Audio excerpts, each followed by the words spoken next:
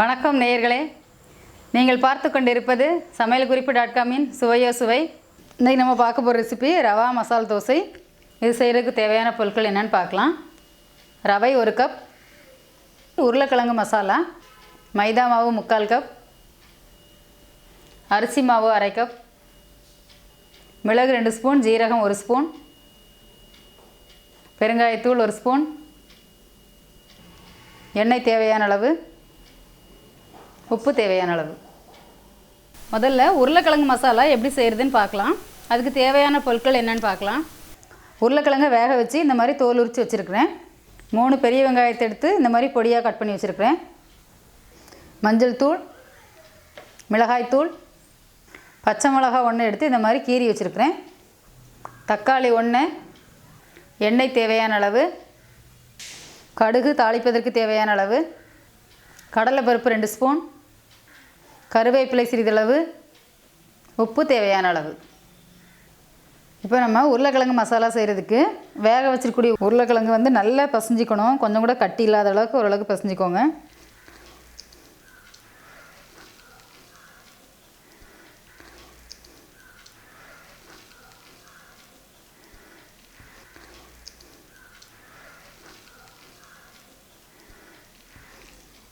அப்போ தான் நல்லா உப்பு காரெல்லாம் பிடிச்சி மசாலா நல்லா டேஸ்டியாக இருக்கும்.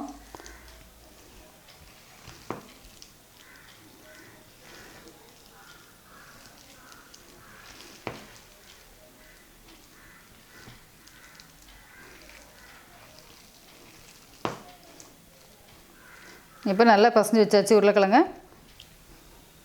அடுத்து உருளைக்கிழங்கு மசாலா எப்படி செய்கிறதுன்னு பார்க்கலாம். அடுப்பை ஆன் பண்ணி கடாய் எடுத்து வைங்க.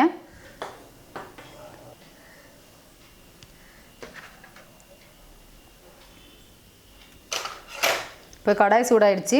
ஒரு 2 ஸ்பூன் எண்ணெய் ஊற்றிக்கலாம்.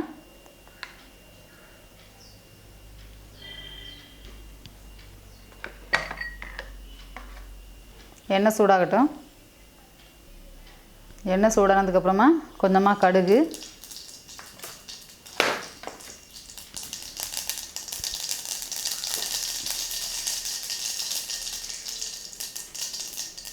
கடுகு போட்டோன்னே அடுப்பில் சிம்மில் வச்சுட்டு நீங்கள் கடலைப்பருப்பு போடுங்க. ஏன்னா கடலைப்பருப்பு வந்து சீக்கிரமாக தீஞ்சு போயிடும். கடலைப்பருப்பு போட்டு லைட்டாக இப்படி கிளறி விட்ருங்க. அடுப்பை சிம்மில் வச்சுட்டு பண்ணுங்கள். இப்போ கடலைப்பருப்பு பொரிஞ்சிருச்சு. கொஞ்சமாக கருவேப்பிலை போட்டுடலாம்.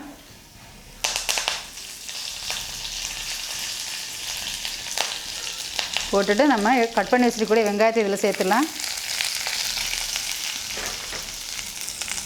நறுக்கி வச்சுருக்கூடிய பச்சை மிளகா, கொஞ்சமாக உப்பு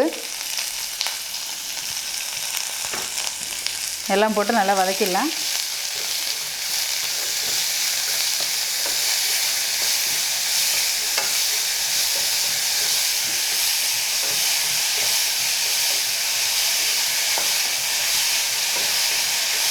வெங்காயம் நல்லா வதங்கணும், அப்போ தான் நல்லாயிருக்கும்.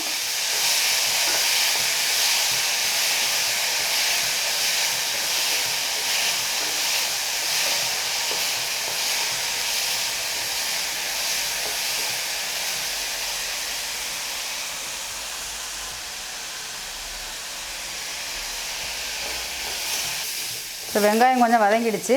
இப்போ நம்ம இதில் மசாலா தூள் எல்லாமே போட்டுடலாம். கொஞ்சமாக மஞ்சள் தூள், ஒரு 1 ஸ்பூன் மிளகாய்த்தூள் போட்டு இது நல்லா வதக்கிடலாம்.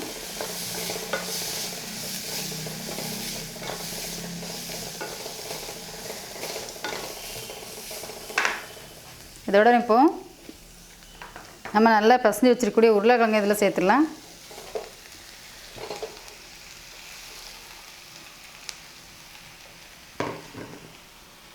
இப்போ நல்லா மசிச்சு வச்சுருக்கக்கூடிய உருளைக்கிழங்கு அதில் போட்டாச்சு. அப்புறமா ஒரு தக்காளி எடுத்து வச்சுருந்தால அதை வந்து கையில் நல்லா மசிச்சு அதில் போட்டுடலாம்.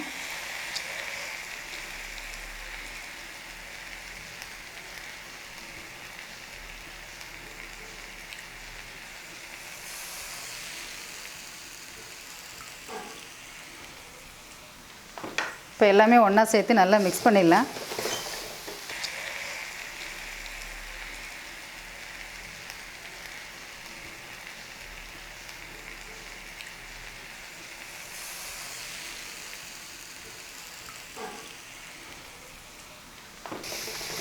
நான் முதல்ல கொஞ்சமாக உப்பு போட்டிருக்கிறேன்.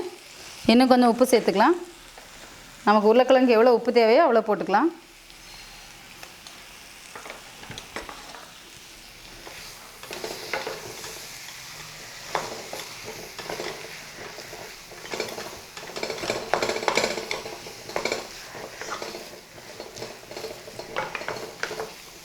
இந்த உருளைக்கிழங்கு மசாலா எல்லாமே ஒன்றா பிடிக்கணும். அந்த அளவுக்கு இதை கொஞ்சம் கிளறி விடணும்.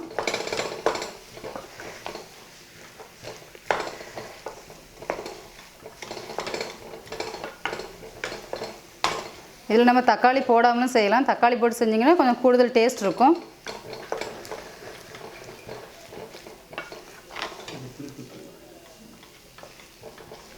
தக்காளி போட்டிங்கன்னா கொஞ்சம் லைட்டு புளிப்பு இருக்கும். அதனால் டேஸ்ட்டும் நல்லாயிருக்கும்.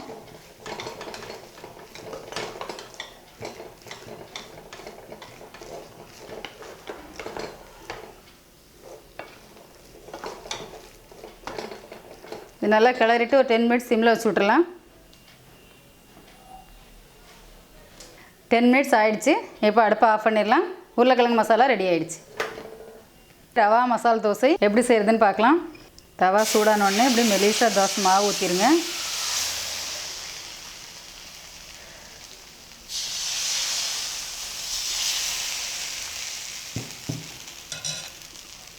ஊற்றிட்டு அடுப்பை சிம்மில் வச்சுட்டு வேக வைங்க. இதை சுற்றி எண்ணெய் ஊற்றிக்கலாம்.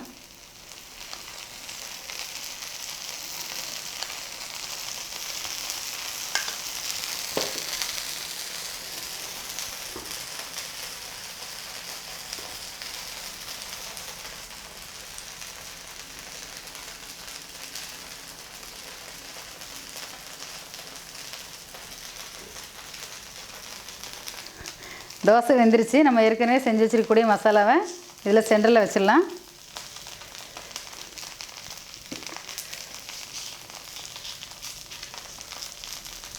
வச்சுட்டு தோசையை அப்படியே மடக்கி விட்டுடலாம்.